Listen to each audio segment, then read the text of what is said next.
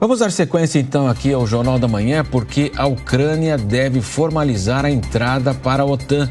Nessa semana, o secretário de Estado norte-americano, Antony Blinken, afirmou durante a reunião da cúpula de líderes da aliança que o caminho é irreversível. Sobre esse assunto, vamos conversar agora com Igor Lucena, doutor em Relações Internacionais pela Universidade de Lisboa. Prazer tê-lo conosco, Igor. Toda essa aproximação da Ucrânia à OTAN gerou esse conflito que nós estamos vivenciando, infelizmente, há mais de 2 anos. Na visão do senhor, o que muda a partir dessa formalização? Pode haver aí um processo de acirramento ainda maior, ataques russos em direção à Ucrânia? Muito bom dia ao senhor. Muito bom dia, é um prazer estar aqui falando com vocês.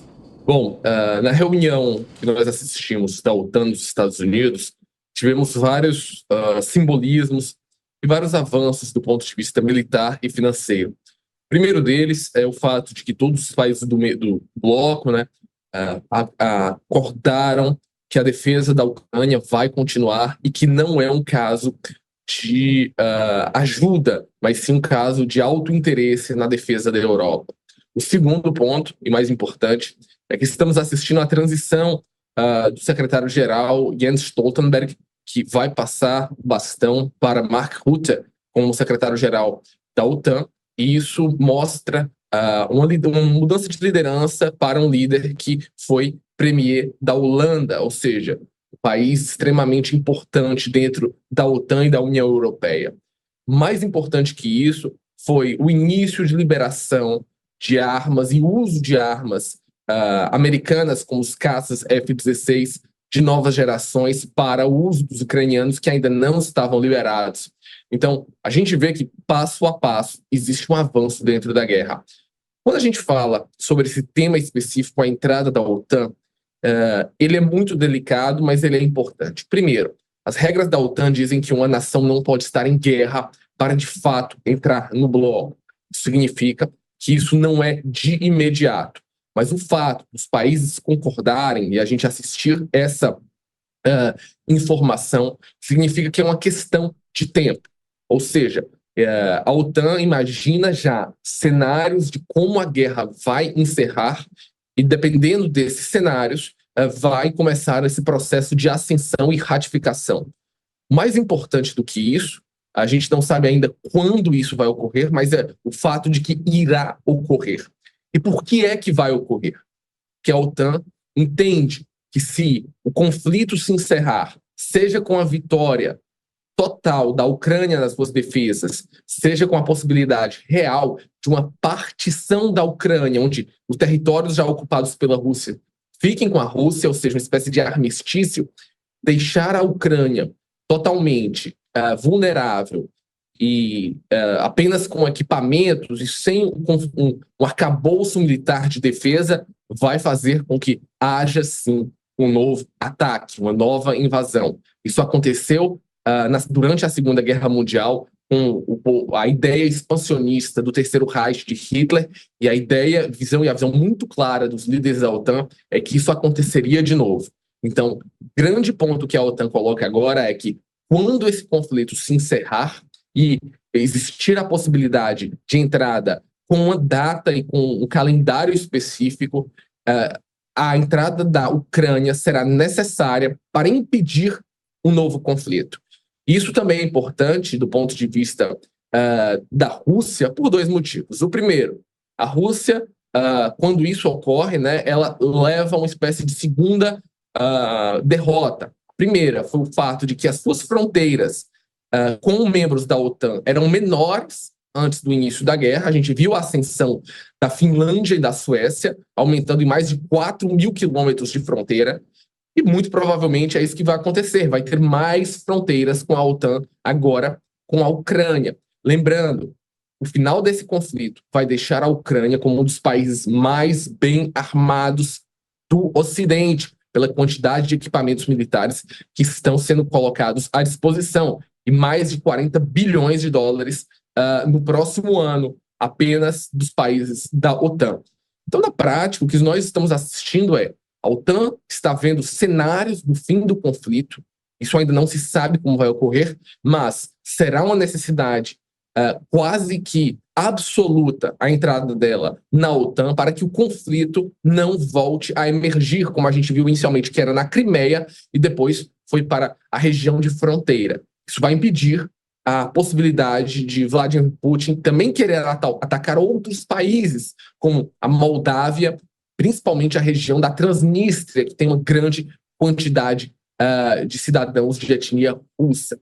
Então, na prática, essa reunião foi muito importante, até porque ficou um pouco em dúvida o quão os Estados Unidos estariam dispostos a continuar o apoio à Ucrânia caso o presidente Donald Trump venha a se tornar novamente presidente dos Estados Unidos. Então, foi uma cúpula importante do ponto de vista militar e estratégico. Obviamente, os russos não gostaram nada disso.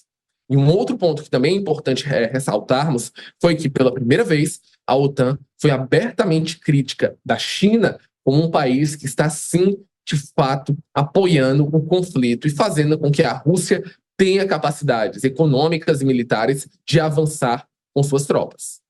Professor, bom dia para você. Obrigada pela sua participação aqui no Jornal da Manhã. O senhor acabou citando o presidente dos Estados Unidos, Joe Biden, que já havia falado anteriormente que essa adesão da Ucrânia na OTAN poderia levar a uma terceira guerra mundial, uma escalada ainda mais forte nessa guerra. E a gente sabe que a OTAN, há pelo menos um ano, e também nas outras cúpulas, sempre vem se mostrando favorável à entrada e à adesão da Ucrânia, E havia já dito, concordado, inclusive, em acelerar o processo de adesão da Ucrânia. O que mudou de lá para cá, Essa decisão, por que agora parece estar cada vez mais próxima, A gente sabe que o ano passado eles falaram isso, mas por enquanto isso não aconteceu, Mas parece que agora, de fato, está mais próxima de chegar a essa adesão, E também o quanto esse tipo de fala deixa os russos cada vez mais em alerta.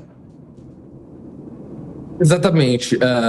O presidente Vladimir Putin e, obviamente, todos os líderes russos ficam com uma situação bastante delicada, porque o objetivo do conflito, em tese, era garantir a segurança da Rússia. Se a OTAN abertamente diz que, mesmo sem um cronograma pré-estabelecido, mas que com essas ações, o avanço de tecnologias, jatos, valores, vai, de fato, integrar a Ucrânia dentro da OTAN, isso basicamente vai totalmente contra a ideia de segurança russa, a ideia de que o espaço russo, ou a sua zona de influência histórica dos antigos países da União Soviética, ficam agora literalmente sob a influência direta dos Estados Unidos e da União Europeia. Para os russos, isso é quase que inadmissível e uma espécie de tentar colocar os russos no corner, longe das grandes decisões e incapaz de realizar suas ações de expansão territorial, que é um objetivo claro do presidente Vladimir Putin, de tentar retomar territórios que foram perdidos durante a Segunda Guerra. Eu não acredito que, mesmo com todo esse avanço da OTAN, isso vai ser visto, isso vai ter algum tipo de atitude dos russos do ponto de vista militar no presente momento.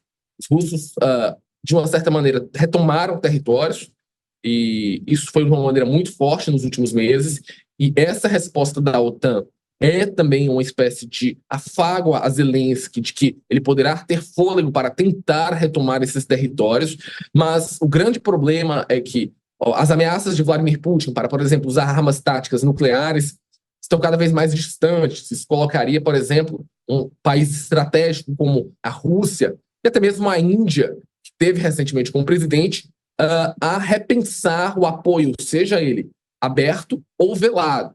Então, o presidente Putin realmente fica em uma situação difícil e, obviamente, vai tentar utilizar as suas armas de desinformação, utilizar os próprios outros países e treinamentos militares para tentar minar essa situação.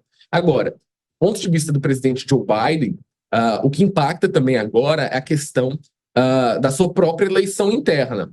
Quando no passado ele disse a possibilidade de que iria existir uma terceira guerra mundial, ele não estava numa situação tão difícil com o seu próprio eleitorado. Conversamos então e agradecemos o professor Igor Lucena, que é doutor em Relações Internacionais pela Universidade de Lisboa. Esse tema é extremamente importante. Vivemos uma guerra ainda em relação a tudo isso que discutimos aqui. Professor, muito obrigado pela participação do senhor aqui na programação da Jovem Pan. Até a próxima. Bom dia. Muito obrigado e um bom dia. Bom dia.